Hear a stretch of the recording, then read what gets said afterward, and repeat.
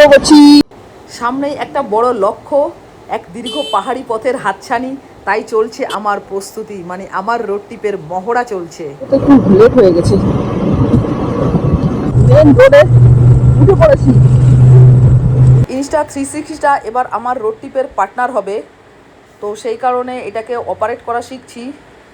তো বিভিন্ন অ্যাঙ্গেল থেকে ফুটেজ নেওয়ার চেষ্টা করছি অ্যাকচুয়ালি, কারণ ওখানে আমি স্কুটি আর আমার ইনস্টা 360টাই আমার পার্টনার, আর সঙ্গে হচ্ছে নেচার, প্রকৃতি।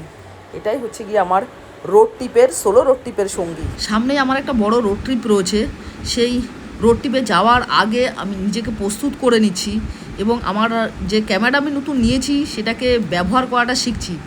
বিভিন্নভাবে বিভিন্ন অ্যাঙ্গেল থেকে ফুটেজ নেওয়ার চেষ্টা করছি নিজেই গাড়িতে বসেই। অ্যাকচুয়ালি আজকে আমি যাচ্ছি বাগনাপাড়াতে আমার এক কলিগের বাড়িতে। আমার বাড়ি থেকে মোটামুটি 25 থেকে 27 কিলোমিটারের ডিস্টেন্স।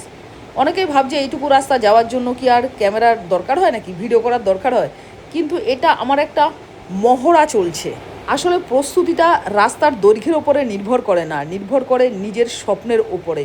তো যাই হোক, আমার রোড ট্রিপের যাওয়ার আগে আমি একটুখানি নিজেকে ঝালাই করে নিচ্ছি। এখন শুধুমাত্র আমি আমার ক্যামেরাটাকে অপারেট করার চেষ্টা করছি, বিভিন্ন অ্যাঙ্গেল থেকে ফুটেজ নেওয়া এবং কিভাবে এডিটিং করব সেটাও কিন্তু আমি করে চলেছি। নেক্সট কিছুদিন বাদে আসবো আমি আমার গাড়িটা নিয়ে, আমার স্কুটিটাকে সার্ভিসিং করাবো।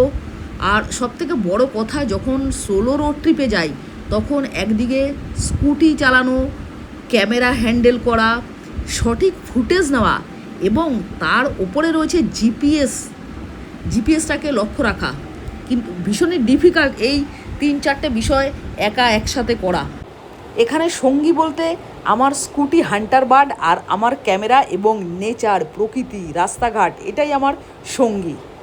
আপনি যে কাজটা করছেন সে কাজের প্রতি যদি অত্যন্ত ভালোবাসা থাকে সেটা কিন্তু অনায়াসে অতিক্রম করা যায়। সেই কারণে আমার এই ডিফিকাল্ট কাজগুলিকে কিছুই মনে হয় না, আমি অনায়াসে ওভারকাম করে যাই, কারণ পৃথিবী নামক এই গ্রহটাকে আমি খুব ভালোবাসি। তাই আমি আমার গন্তব্যে পৌঁছে গেছি, এবার মুক্তিদার বাড়িটা কোন দিকে তা জানতে হবে।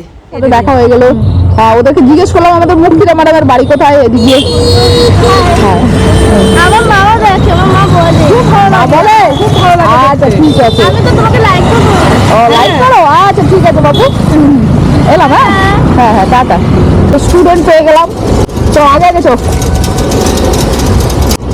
ও স্টুডেন্টই হয়, ও দেখিয়ে দিচ্ছে মুক্তিদার বাড়ি, বাড়িতে ছিলাম।